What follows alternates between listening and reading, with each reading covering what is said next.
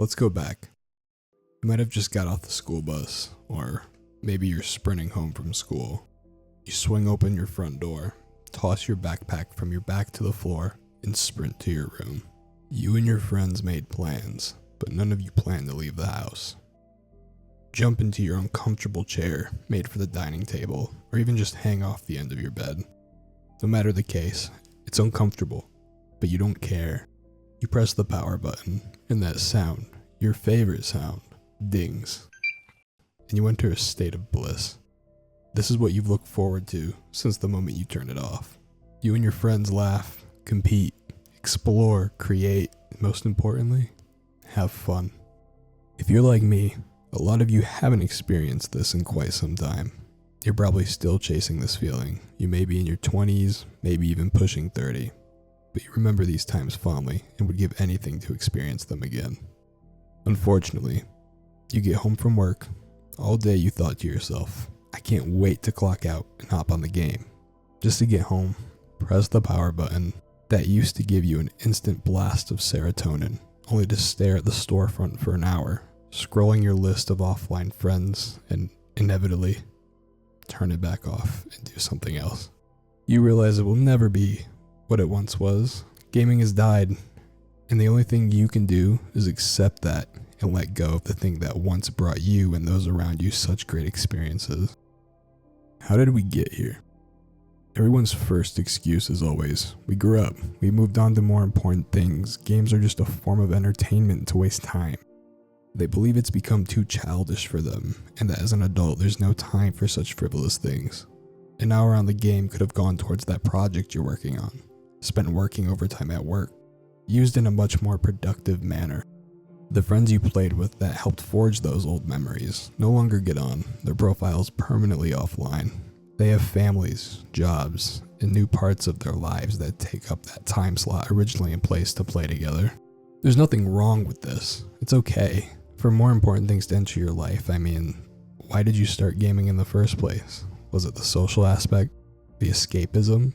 Maybe to prove you're the best. Perhaps it was as simple as wasting time until something else came along. Whatever the case is your original reason still there? Or maybe the reason has changed. Maybe you no longer have a reason, and you've just become a creature of habit, feeling obligated to rekindle what you once felt. So, what's next? I have personally felt disconnected from what once drew me to game. It was my main way of talking to friends. It was a way to come together and experience things together. I never had to game alone. There was always somebody ready to play. Unfortunately, like most people, all these friends are busy, and so am I. Conflicting schedules between work, school, obligations, and the works. My original purpose of playing games became rare to experience. Sure, there's still a friend or two I will consistently hop on in a call with, but those group sessions that almost felt like parties never seem to happen anymore. I drifted away slowly, quitting one game at a time, until eventually the game was something I'd touch maybe once or twice a week, and that's if it was lucky. I lost my love for this medium and sought something with more purpose, something to give me that feeling in some way, shape, or form. I picked up side hustles, learned new things, found relationships and things I would have been otherwise playing video games. There were so many positives coming from exploring these new avenues of time. So why did I still feel like part of my day was missing? I did so many new things, met so many new people, but why did I have to get rid of something I loved in exchange for this? Did I have to? Or did I choose to? There's definitely a healthy balance, but my purpose of playing was gone anyway. There was no reason to invest in this medium anymore. So why do I feel drawn to try? I was always a multiplayer gamer, playing competitive games like Rainbow Six, Overwatch, and the basic Call of Duty.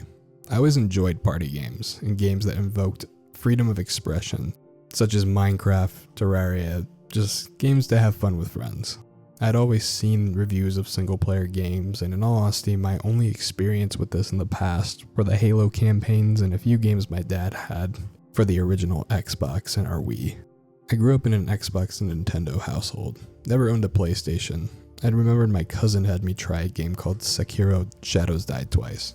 Enticed by the challenge of difficulty, however, At the time, my attention was still fixed on multiplayer games. Playing alone seemed boring and pointless. Only I would remember this experience. I wasn't playing it with anyone to share it with. What is the purpose in that? I dropped the game within the first 2 hours. As the years went by, after my time away from gaming, that same cousin was excited about this huge new game coming called Elden Ring. A challenging game created by the same people that made Sekiro, only this time it was an expansive world to explore. At first I had no interest for the same reason as before, but I was promised we could play together and explore the world as a team, so I gave it a try. I booted up the game when it released, looking for the multiplayer screen. With none to be found, he told me you have to beat the tutorial first. So I pushed through what I found as boring, only going through the game to eventually find each other. I encountered an enemy within the first area. I walked up to attack, only for it to decimate me in an instant. Frustrated, I walked around it. My only interest is joining my cousin's game. We play together with a very janky multiplayer experience. After only about 30 minutes, he has to attend to something, leaving me to go back and play alone. At this point, I put the controller down and waited for him to finish. I wait, and wait, and wait, and wait longer. It's been over an hour. What could be taking so long? Whatever, I'll just mess around until he gets back. I remember that enemy at the start that decimated me. Surely I can't be that bad at the game, right? I had no idea the enemy's purpose was to make you explore, not fully intended to be beaten at the start. However, my ego was damaged, and I was determined to defeat him before my cousin had returned. With the same loot as before, I take him on, again and again and again. I'm frustrated, but each time I fight, I get a little further and a little better, convincing me enough that it is an enemy that can be beaten. I'm determined, so I fight him again and again and again, until one attempt, I get him so low on his HP, my hands are sweating, my teeth are clenched. Just one more hit, and I can prove I'm good enough to take down this enemy. I strike him one last time, and I win. I did it. From the first attempt to the last, there was a clear progression in skill that I watched myself gain. Nobody was there to see it, but it didn't matter. I proved to myself that I could do it. I was filled with so much excitement, I was out of my chair celebrating. I hadn't felt this feeling since... Wait. Did I just rekindle that feeling? Is this a fluke? I don't understand it. My friends aren't here. This isn't even my kind of game, but I'm having fun. I went on to play Elden Ring all by myself, beating the game a total of 8 times by now, getting all the achievements, all the endings, and beating the DLC when it came out. Elden Ring quickly became my favorite game of all time. But what now? I had fun, but I did all there is to do with this piece of art. It taught me discipline, consistency, and determination that I can say has even helped me in the real world. I remembered Sekiro. I figured I'd master that as well. I played the rest of the From Software games, their whole catalog, loving every moment, other than the multiplayer parts, ironically enough. But why stop at these games?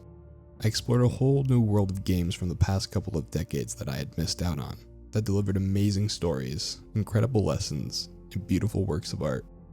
Expressions from masters at their craft. Video games weren't just a time passer in my eyes anymore. No, they were an amazing art form waiting to be experienced. From Hollow Knight to God of War, there wasn't just big cinematic experiences, there were tightly crafted smaller projects created by small teams wanting to share their art. Occasionally, even debatably better than some of the bigger projects.